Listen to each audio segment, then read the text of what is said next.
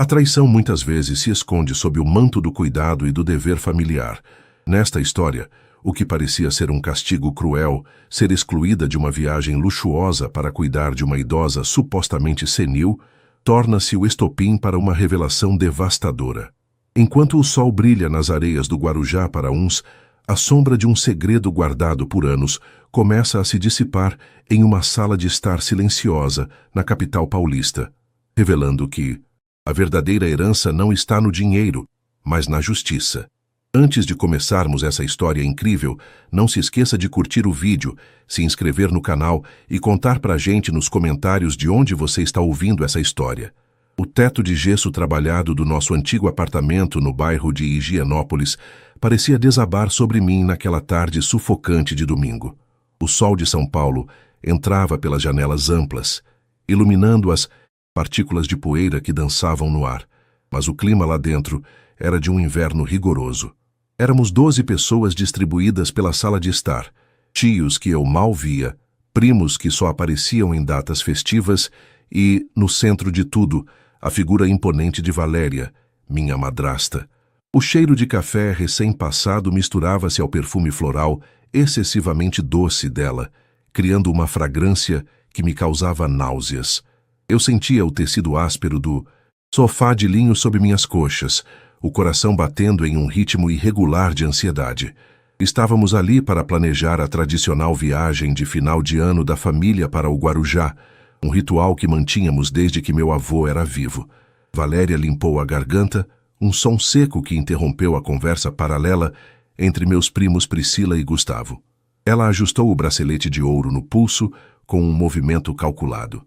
Meu pai, Ricardo, estava sentado ao lado dela, com os olhos fixos nos próprios sapatos engraxados, parecendo subitamente muito interessado na textura do couro. Eu o observava, esperando um olhar de cumplicidade, um sinal de que ainda éramos a equipe que formamos após a morte da minha mãe. Mas ele se tornara uma sombra silenciosa desde que Valéria assumira as rédeas da nossa casa. Bem, como todos sabem, começou Valéria, sua voz projetada como se estivesse em um palco. As reservas para a casa na Enseada já foram confirmadas. Teremos 2 semanas de sol, mar e, finalmente, um pouco de descanso dessa rotina exaustiva da capital. O condomínio é exclusivo e as acomodações foram divididas para que todos tenham o máximo de conforto. Eu sorri, permitindo-me um momento de empolgação genuína. Precisava daquele descanso.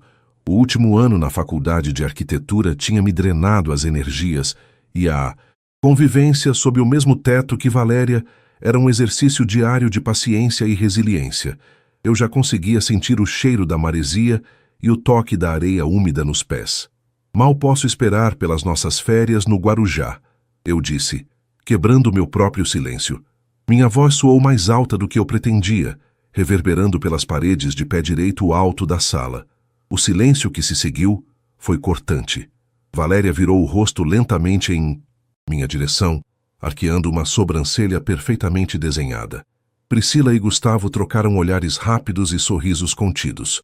O tipo de cumplicidade cruel que só quem se sente superior consegue demonstrar. Valéria soltou um suspiro teatral, como se estivesse prestes a dar uma notícia lamentável a uma criança desatenta. Clarice, querida, ela começou, e o uso do querida foi como uma bofetada. Houve um pequeno erro de comunicação. Nós analisamos a logística e as vagas no carro, além da disposição dos quartos. Você sabe que a casa, apesar de grande, tem suas limitações de privacidade. E, além disso, temos uma questão prioritária. Sua avó, Mercedes, não tem mais condições de viajar. O calor do litoral faz mal para a pressão dela, e o deslocamento seria um risco desnecessário. Olhei para o canto da sala, onde minha avó Mercedes estava sentada em sua poltrona de veludo verde. Ela parecia alheia a tudo, com as mãos trêmulas descansando sobre uma manta de tricô, os olhos perdidos em algum ponto vago da parede. Dona Mercedes sofria de um declínio cognitivo que os médicos chamavam de névoa da idade. Mas para a família, ela era apenas um móvel caro que ocasionalmente murmurava coisas sem sentido. "O que você está querendo dizer, Valéria?"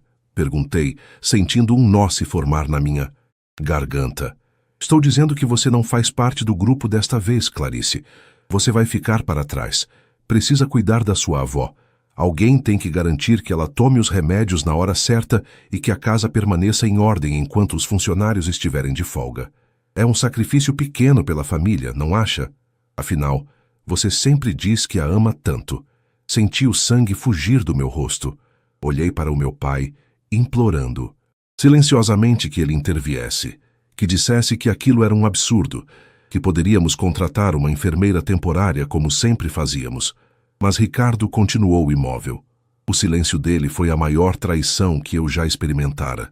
A humilhação queimava no meu peito, enquanto eu via o triunfo nos olhos de Valéria. Ela não estava apenas me excluindo de uma viagem.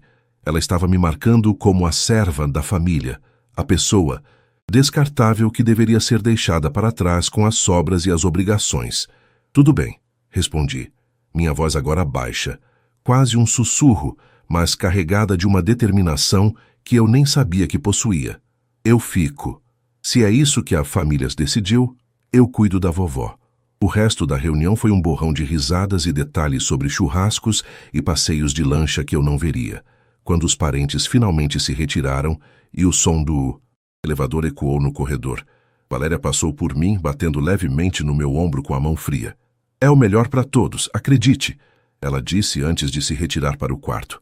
Meu pai me deu um tapinha desajeitado nas costas e seguiu a esposa, sem dizer uma única palavra.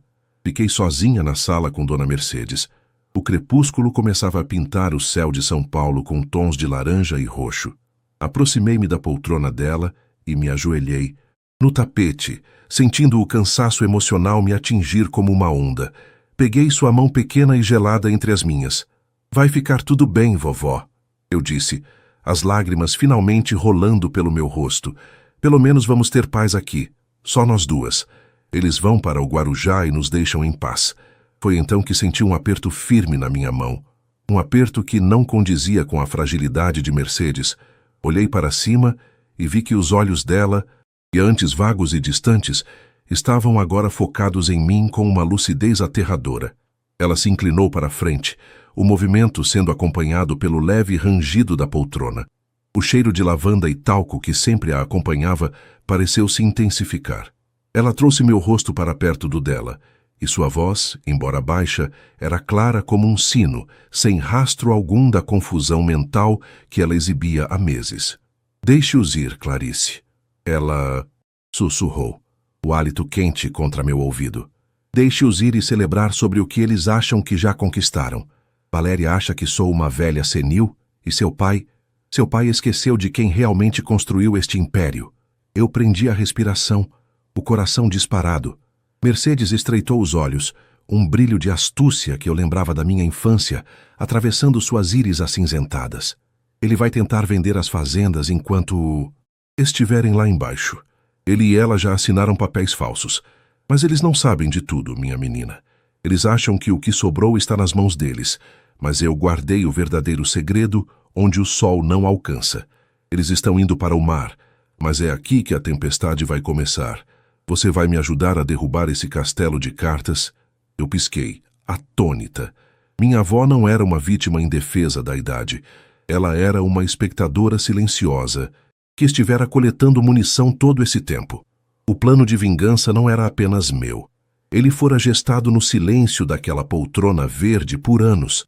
Fiquei paralisada, sentindo o peso daquela revelação como se um balde de água gelada tivesse sido despejado sobre mim em pleno meio-dia paulistano. Olhei para os olhos de minha avó Mercedes e não vi mais a névoa da senilidade que todos acreditavam existir. Vi um aço frio, uma inteligência que fora lapidada por décadas comandando os negócios da família, ao lado do meu falecido avô, Dr. Arnaldo.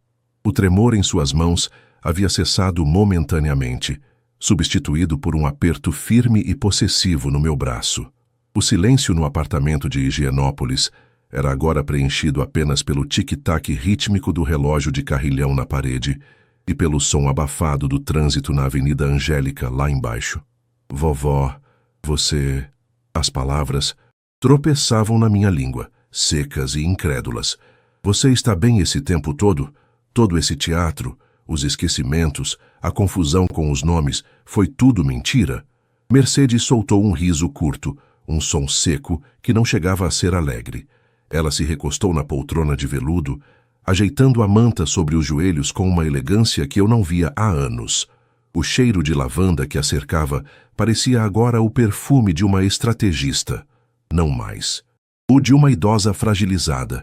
Não foi mentira, Clarice. Foi sobrevivência, ela disse, sua voz mantendo um tom baixo, quase um segredo compartilhado entre conspiradoras. Quando sua mãe partiu e seu pai trouxe aquela Valéria para dentro desta casa, eu senti o cheiro da ambição dela a quilômetros de distância. Ela é como uma erva daninha, minha querida. Tenta sufocar tudo o que é bonito para brilhar sozinha. Eu percebi que, se continuasse sendo a matriarca forte, ela encontraria um jeito de me isolar ou de me internar em algum lugar onde eu não pudesse atrapalhar. Então, eu lhe dei o que ela queria, uma velha inofensiva e gagá, que não oferece resistência. Senti um misto de alívio e uma raiva surda crescer no meu peito. Raiva por ter sofrido tanto vendo o suposto declínio dela, mas um alívio avassalador por saber que eu não estava sozinha naquela guerra. Fria doméstica. Valéria achava que tinha vencido, que tinha me humilhado ao me obrigar a ficar para trás, cuidando de alguém que ela desprezava. Ela não sabia que estava me entregando as chaves do seu próprio castelo. Ela disse que meu pai vai vender as fazendas? Perguntei, lembrando do que ela sussurrara momentos antes. A Santa Fé e a Boa Vista? Mas aquelas terras são o legado da família. O vovô sempre disse que nunca seriam vendidas. Ricardo é fraco, Clarice. Mercedes disse com uma nota de tristeza profunda na voz. Ele sempre foi influenciável.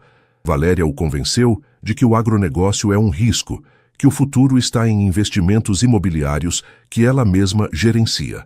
Eles forjaram minha assinatura em procurações enquanto eu fingia dormir. Estão indo para o Guarujá agora, não apenas para curtir o sol, mas para se reunirem com um grupo de investidores. Estrangeiros que está hospedado no Jequitimar. Eles pretendem assinar o pré-contrato lá, longe dos meus olhos, ou do que eles acham que são meus olhos. A manhã seguinte chegou com uma agitação frenética. Ouvi o barulho das malas sendo arrastadas pelo corredor de madeira de lei, o som de vozes excitadas e o perfume agressivo de Valéria preenchendo o ar. Eu me mantive no meu quarto, fingindo um abatimento que já não sentia. Pela fresta da porta, vi meu pai, Ricardo, evitando olhar para o corredor onde ficava o quarto da mãe dele. Ele carregava uma caixa térmica, parecendo um turista comum, enquanto por dentro carregava a traição de uma vida inteira. Estamos indo, Clarice. Valéria gritou da sala, sua voz transbordando um falso pesar. Tente não se estressar muito com a sua avó. Se ela começar com as crises de choro, dê as gotas que o médico receitou. Voltamos em 10 dias. Tente não queimar a casa. Ouvi a porta pesada do apartamento bater e o som do elevador descendo. Um silêncio sepulcral se instalou. Fiquei parada por alguns minutos, apenas ouvindo o vazio. O apartamento, que antes parecia uma prisão, agora era o nosso quartel-general. Saí do quarto e encontrei Mercedes já de pé, sem o apoio do andador, caminhando em direção ao escritório trancado do meu pai. Pegue a chave e reserva no vaso. De samambaia da varandas Clarice, ela ordenou, os olhos brilhando com uma energia juvenil. Não temos tempo a perder. A Imigrantes está livre hoje, e eles chegarão ao litoral em pouco mais de 1 hora. Temos esse tempo para começar a desfazer o nó que eles deram. Minhas mãos tremiam enquanto eu buscava a chave. O metal frio deslizou na fechadura e a porta do escritório se abriu com um rangido suave. O ambiente cheirava a couro e papel. Antigo. Mercedes foi direto para a estante de livros, puxando um volume grosso de jurisprudência que eu nunca vira ninguém ler. Atrás dele, não havia um cofre eletrônico moderno, mas um fundo falso de madeira que exigia um toque específico em uma mola oculta. Valéria acha que é esperta porque sabe usar planilhas e contas no exterior, Mercedes comentou, enquanto retirava um envelope pardo e surrado do esconderijo. Mas ela esquece que eu conheço cada centímetro desta estrutura. Aqui, Clarice, estão as escrituras originais das fazendas e o testamento autêntico do seu avô, que nunca foi aberto. O que eles têm são cópias que eu mesma sabotei meses atrás, inserindo cláusulas de invalidade que só um olho muito treinado perceberia. Abri o envelope e meus olhos percorreram os documentos. Senti uma descarga de adrenalina. Ali estavam as provas de que a venda que eles planejavam era ilegal. Mas Mercedes não parou por aí. Ela me entregou um pequeno gravador digital, um dispositivo moderno que parecia deslocado nas mãos dela. Eu gravei as conversas deles aqui na sala, Clarice. Valéria falando sobre como despachar você para um intercâmbio barato na Europa assim que o dinheiro das fazendas caísse na conta, para que você não pudesse reclamar sua parte. E seu pai concordando com tudo, dizendo que seria melhor para o seu futuro. Ouvir aquilo, mesmo que em fragmentos, foi como sentir uma faca girar no meu peito. A superação que eu buscava não era mais apenas financeira ou por conforto, era uma questão de dignidade. Eles me viam como um estorvo, uma peça de mobília que podia ser movida ou descartada conforme a conveniência. "O que fazemos agora, vovó?" perguntei, sentindo uma determinação fria se apossar de mim. "Agora, minha neta, você vai ligar para um antigo amigo, Dr. Otávio Cavalcante. Ele foi o advogado pessoal do seu avô por 40 anos e é a única pessoa em quem confio fora destas paredes. Diga a ele que a dama de copas decidiu jogar a última rodada. Enquanto eles tomam caipirinha na praia da Enseada e brindam a nossa miséria, nós vamos bloquear cada centavo das contas que eles pensam controlar. Mas não será rápido. Quero que eles sintam o... Gosto do medo primeiro. Quero que eles vejam o poder deles escorrer pelos dedos como a areia do mar que eles tanto quiseram visitar. Sentei-me à mesa de carvalho do meu pai, pegando o telefone. Eu não era mais a garota excluída que chorava no sofá. Eu era o braço direito da mulher que construiu tudo o que eles tentavam roubar. O sol de São Paulo batia na janela, mas para Valéria e Ricardo, o tempo estava prestes a fechar. Começamos a organizar os documentos, cada papel um prego no caixão da arrogância deles. Eu sabia que os próximos dias seriam exaustivos, repletos de burocracia e riscos legais, mas cada movimento era um passo em direção à liberdade.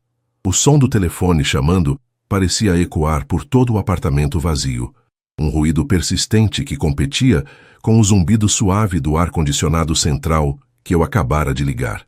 Em São Paulo, o mormaço da tarde começava a pesar e o céu, antes azul, agora assumia aquele tom acinzentado carregado de poluição e promessas de chuva de verão. Dr. Otávio Cavalcante atendeu no quarto toque. Sua voz era grave, polida, o timbre de um homem que passara 40 anos contornando crises e redigindo contratos inquebráveis. Quando ouviu o código Dama de Copas, houve um silêncio do outro lado da linha, um silêncio de compreensão absoluta. "Clarice, é você mesma?" ele perguntou, e eu pude quase vê-lo ajeitando os óculos de leitura na ponta do nariz em seu escritório nos jardins. "Mercedes, ela decidiu que era a hora?" "Sim, doutor. Ela está aqui do meu lado.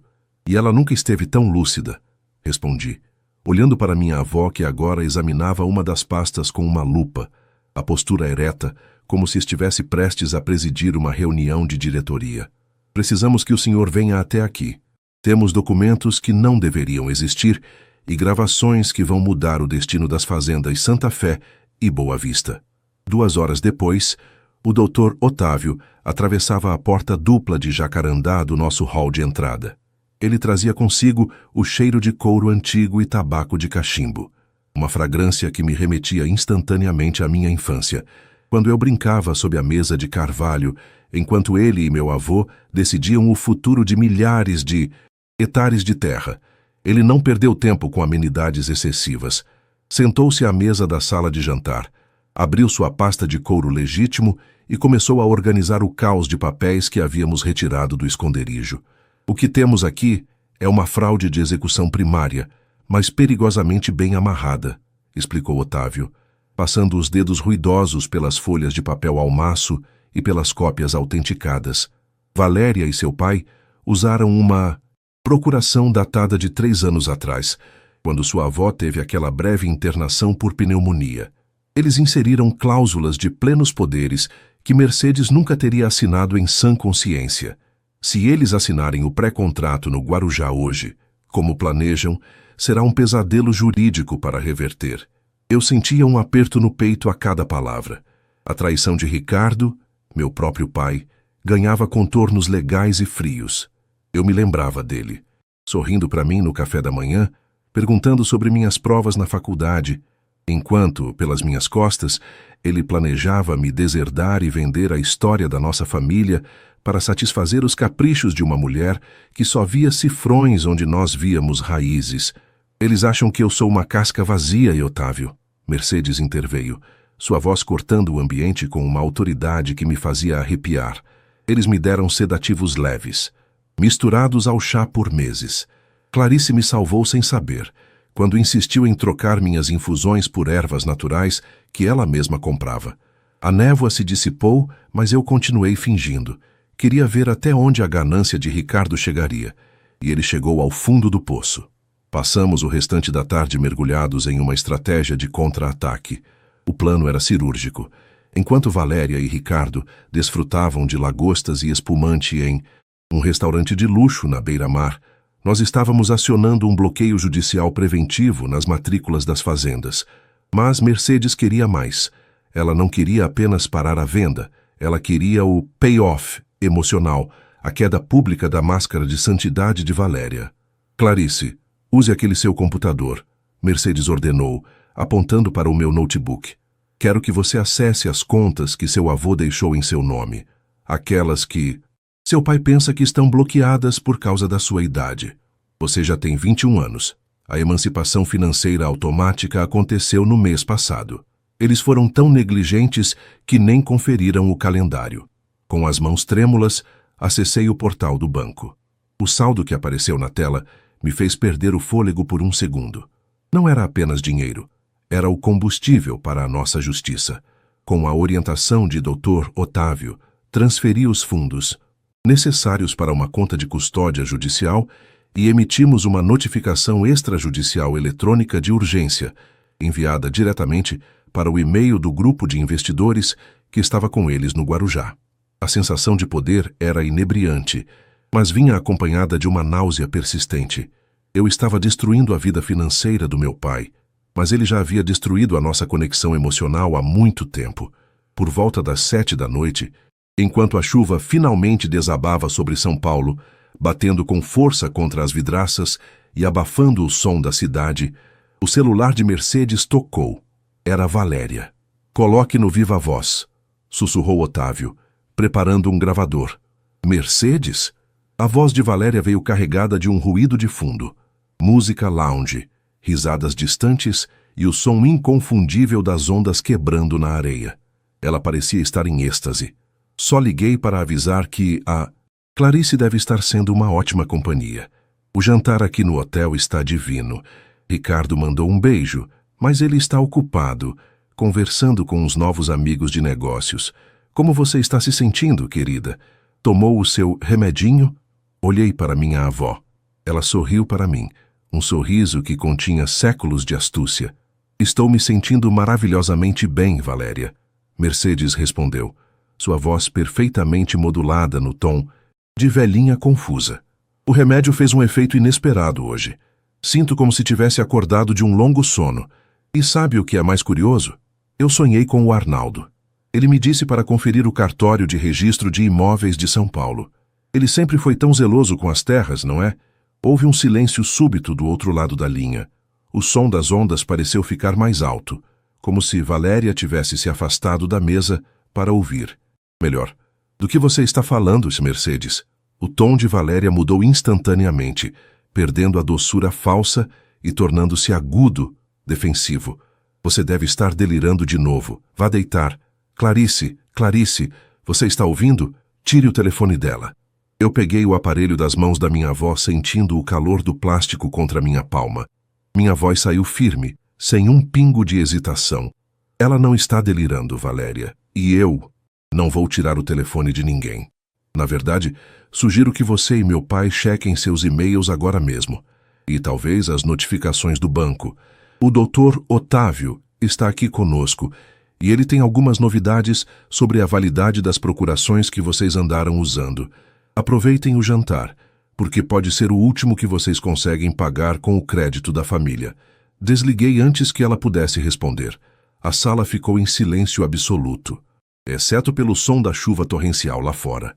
Mercedes encostou a cabeça na poltrona e fechou os olhos, respirando fundo. O primeiro golpe fora desferido. A viagem de luxo no Guarujá acabara de se transformar em uma corrida desesperada para salvar o que restava da reputação deles. Isso é apenas o começo, Clarice. Mercedes disse, sem abrir os olhos. Amanhã, nós vamos até lá. Quero ver a cara dela quando descobrir que a casa na Enseada também não pertence mais ao Ricardo. Eu a coloquei no seu nome há 6 meses, como um presente de aniversário antecipado que ele esqueceu de registrar. Eu olhei para o Dr. Otávio, que apenas assentiu com um meio sorriso. A vingança, quando bem servida, não precisava de gritos. Ela precisava de assinaturas, prazos e uma memória implacável. Eu sentia meu coração acelerado, não mais de medo, mas de uma expectativa sombria.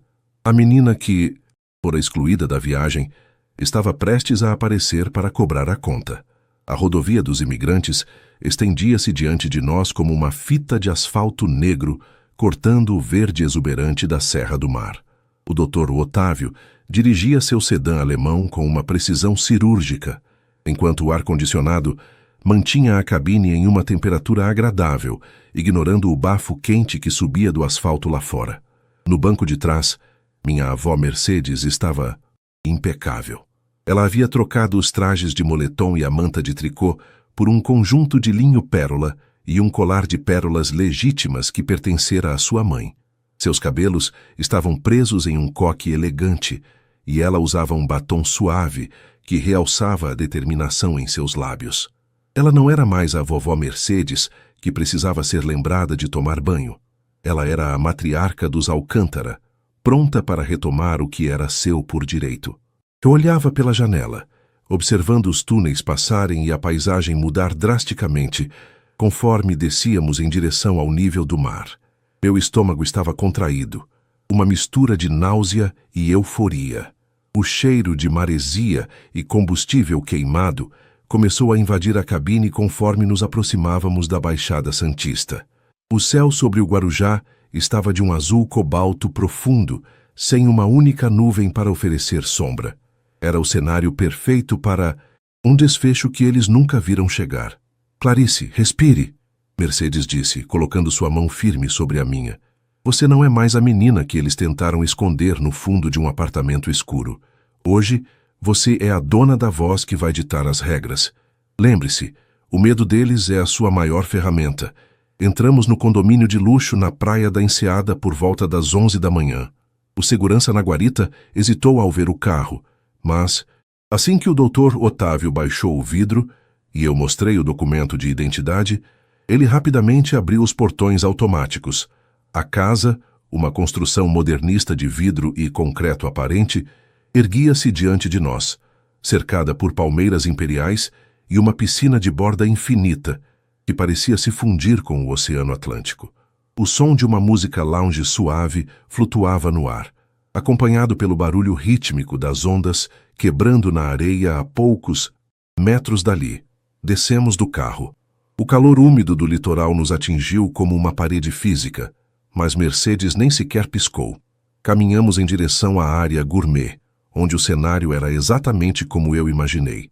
Valéria, usando um biquíni de grife coberto por uma saída de praia de seda, segurava uma taça de cristal com champanhe. Meu pai, Ricardo, estava sentado à mesa com 2 homens de terno cinza que pareciam desconfortáveis com o mesmo calor, mas muito focados nos papéis espalhados sobre o mármore. Que surpresa maravilhosa! Valéria exclamou, embora seu rosto estivesse pálido e seus olhos saltassem de nervosismo ao nos ver. Clarice, querida, o que faz aqui? E Mercedes, você deveria estar em repouso. Quem permitiu que você saísse de São Paulo nesse estado? Ricardo levantou-se bruscamente, derrubando uma caneta. Ele olhou para o Dr. Otávio e depois para a mãe. O pavor estampado em cada linha de seu rosto. Mãe! Otávio! O que está acontecendo? A voz do meu pai falhou. Mercedes deu um passo à frente, recusando o braço que eu lhe oferecia para apoio. Ela parou diante da mesa, olhando diretamente para os dois investidores estrangeiros. Cavalheiros, ela começou, em um inglês perfeito e fluente que eu nem sabia que ela ainda dominava tão bem. Meu nome é Mercedes Alcântara. Sou a proprietária majoritária e gestora vitalícia dos bens que vocês estão tentando adquirir de forma fraudulenta. Este homem ao meu lado é o Dr. Otávio, meu advogado, e esta jovem é Clarice, a futura herdeira de tudo o que vocês veem. Valéria soltou uma risada nervosa, tentando se aproximar de Mercedes. Não deem ouvidos a ela, por favor. Minha sogra sofre de demência avançada. Ela tem episódios de lucidez, mas logo volta a se perder. Clarice, leve sua avó para dentro. Agora, isso é um assunto de negócios. Não é lugar para... Chega de teatro, Valéria. Eu interrompi, minha voz saindo mais forte e cortante do que eu esperava. A única pessoa que está delirando aqui é você, achando que poderia roubar a herança da minha mãe e me descartar como se eu fosse um móvel velho. O Dr. Otávio já enviou a notificação de bloqueio judicial para o escritório desses senhores. As fazendas Santa Fé e Boa Vista não estão à venda e nunca estarão sob a sua gestão. Um dos investidores, um homem alto de traços europeus, franziu a testa e olhou para Ricardo. Senhor Ricardo, o senhor nos garantiu que tinha total autonomia legal. O que significa isso? Meu pai gaguejava, procurando palavras que não vinham. Ele olhava para Valéria em busca de socorro, mas ela estava ocupada demais tentando manter a pose enquanto suas mãos tremiam visivelmente. Eu achei que as procurações... Ricardo começou, mas Mercedes o cortou com um olhar de desprezo que pareceu murchar sua estatura. Você achou o que ela mandou você achar, Ricardo? Você foi fraco e desonesto. Mas o golpe final ainda não foi dado, Mercedes disse, voltando seu olhar para Valéria. Valéria, você mencionou que a casa é pequena para todos, não é? Que Clarice não tinha lugar aqui, pois... Bem, o Dr. Otávio trouxe o registro atualizado deste imóvel.